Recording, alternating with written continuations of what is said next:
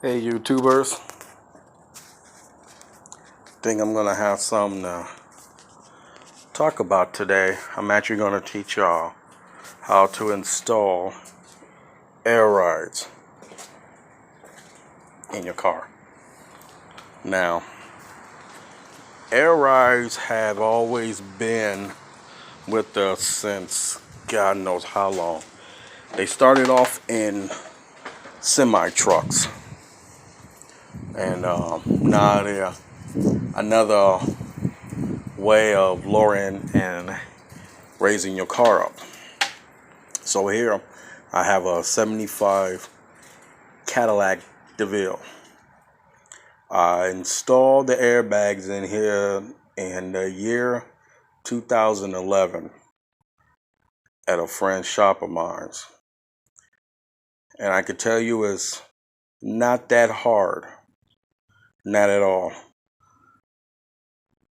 The fronts, all you do is you replace the spring and you put the bags in. But there's a little trick to it when you put the bags in. The way that I did mine was I used spacers. Now they normally say you want to cut a notch out at the perch, spring perch. I didn't really want to do that, so I didn't do that. What I did was I ended up using a spacer, and that spacer I installed it inside the spring pocket. Once I installed that in, then I installed the bag, and then I used another spacer, a smaller size spacer for the bottom to bolt to the lower control arm. And I can tell you now, it raises and lowers, and it doesn't even rub or nothing. The only thing that I really had to do with the fabricating was the top post where the spring goes. The shock. I had to make an enlarged hole in order to get my airline in to mount it. Just make sure that you actually bolt the fittings on before you put the bag underneath, so you won't have a problem like I did when I first did it. Now for the rear was actually really easy because you can just use the same thing as a front. You just use your spacers, and then I didn't want mine to be so high and I didn't want it to be so low. So what I did was I ended up taking the spacers and the bag and I put it together and I made it the same size as the regular spring, but once it lowers, it goes down to a certain height, if you understand that. But anyway, I'll show you the setup.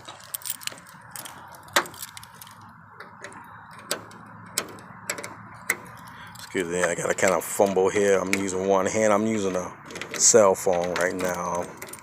I'm not really using a camera. So here is the air ride system. It's a little bit messy. I'm still in the process of trying to get it all updated and make it look a little bit cleaner. Yeah, but anyway, the system is all battery powered. Now, before I start telling you everything, to my knowledge, is when you do install the airbags, I recommend, and I only recommend this, that you get upgraded alternator, because the stock alternator that was in here was only a 63 amp, and I got two compressors in here, and each one is about 35 amps, give or take. So you times that by 2. So my alternator wasn't really pumping enough ampage because it kept killing my battery. These literally kept killing my battery. That was the problem that I was having with the system. So I ended up getting high output 150. They actually make 100s for these Cadillacs, but I just couldn't find one. So that's said and done. Anyway, so in here you have your compressor. I got 2 compressors, and I got a 5-gallon tank that's back here. This little black thing here, you probably can't see it, but that's the tank. What it does is this makes air just like a shop compressor or a home compressor, and it puts air in a tank, and it stores air in there. These is equipped with the 1 check valve, so when it pumps air in, the air can't come back out and destroy your compressor. So once that is all aired up, how do you lift the car? Well, you have these 2 valves here, this one, and then there's another one that's back here, is actually connected to the compressor. What it does is, to raise the car, you hit a switch. This valve is a big remote check valve pretty much. It opens up and air comes out through this air line and goes to the airbags, which fills up the airbag and lifts the car. Now, to lower it, you hit a switch to lower it. This check valve will close so no air can get back in the compressor, and this one's open. Once this opens, then the air is going to come back and then circle out. This is a muffler piece here to slow it down, but the air comes out, which lowers it. And that's pretty much the fundamentals with the air rides. Air in, air out. Air in, air out. So now you ask, how do you do the wiring? Well, these valves here have 2 wires, one for the ground and the other one to go to an activation switch, which is in your car. So I made this here. All the red wires goes to here, and this is the switch box. It's already pre-wired, but it's actually really easy. So if you decide that you want to do a full switch, you would know that you will have to get a switch that it clicks 3 times. You got one, when you click up, it fills, which it'll raise your car, it'll lift it. Click it down is in neutral, and you click it down one more and it's dump. And majority of them is you're gonna need those kind of switches in order to activate it. So anyway, when you get this all wired up, there's an extra wire, which is this power one right here. This actually goes to the it goes to your ignition, which turns on the switch power and turns on these valves But between here, going all the way to the old, I got a override switch. Then from that override switch, then it goes to the ignition. So I can actually shut these compressors and my switches off whenever I want to. So it's remotely switched on and switched off. So just remember, the valves here, there's always going to be 2 for each bag. 1 to fill, 1 to dump. When you wire it, you wire 1 for the fill and wire the other one for the dump. So, and actually, let's see if this helps. I think I got some air ride pieces inside my garage here. Let me see if I can find it.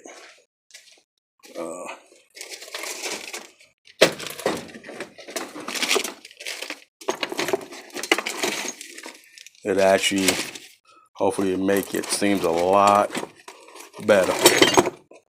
So, there's your valve. 2 switches. I'm sorry, 2 wires. 1 for the ground, 1 for the power.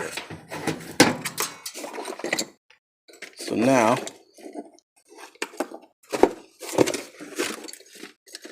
I don't think I actually have one. I thought I did.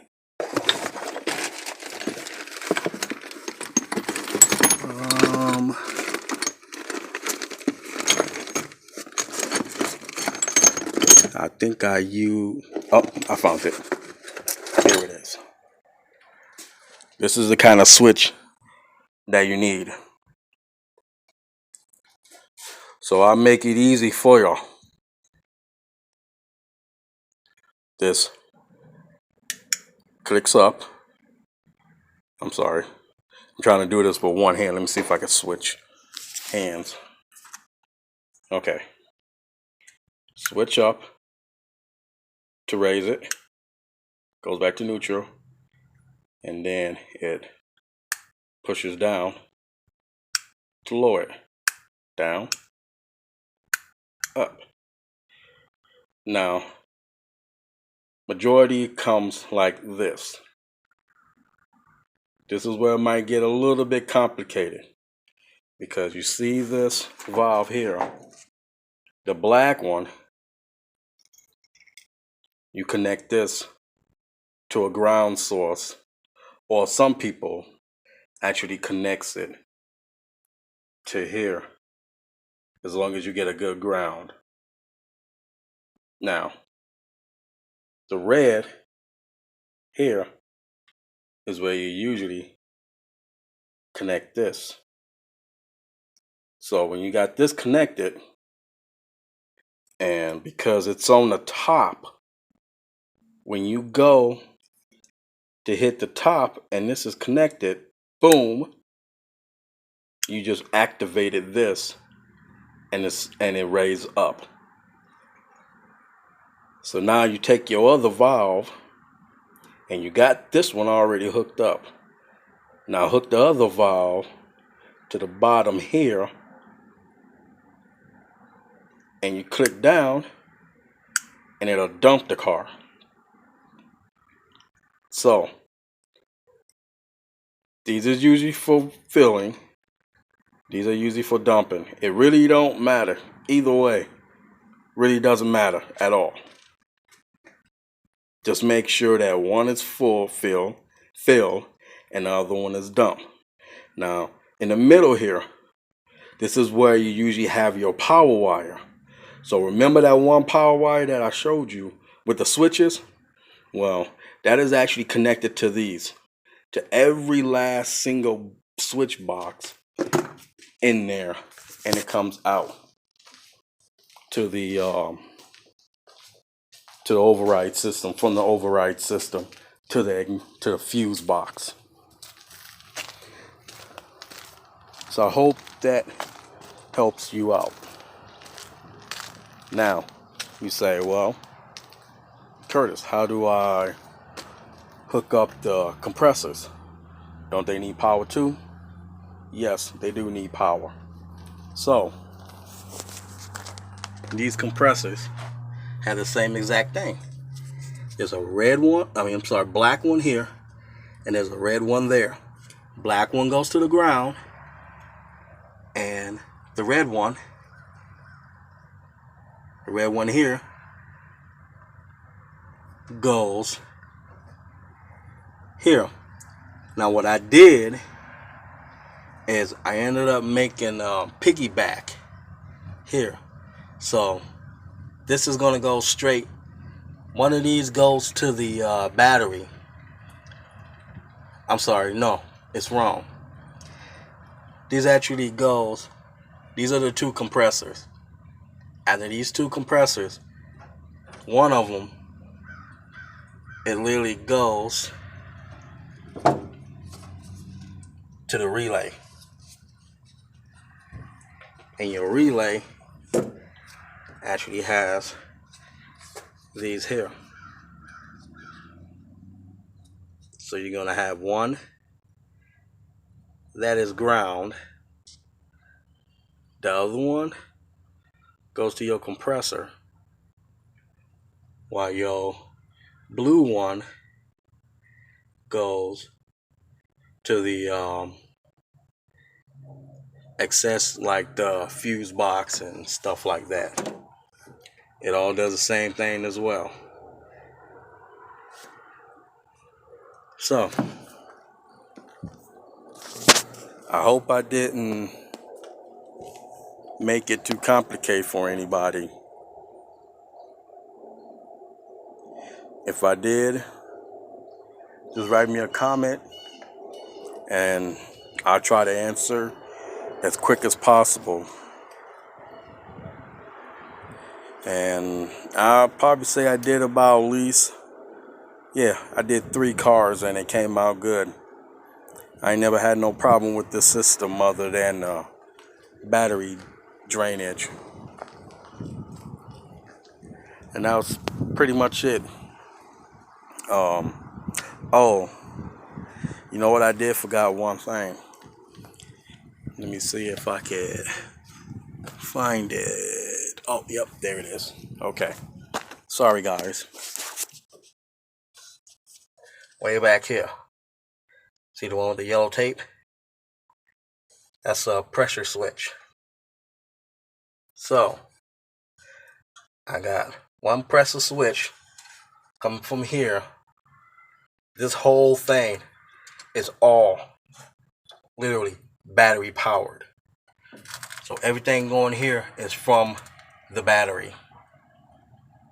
So, just letting y'all know. And then the other one, the other pressure switch goes off and over, and it connects to the fuse box.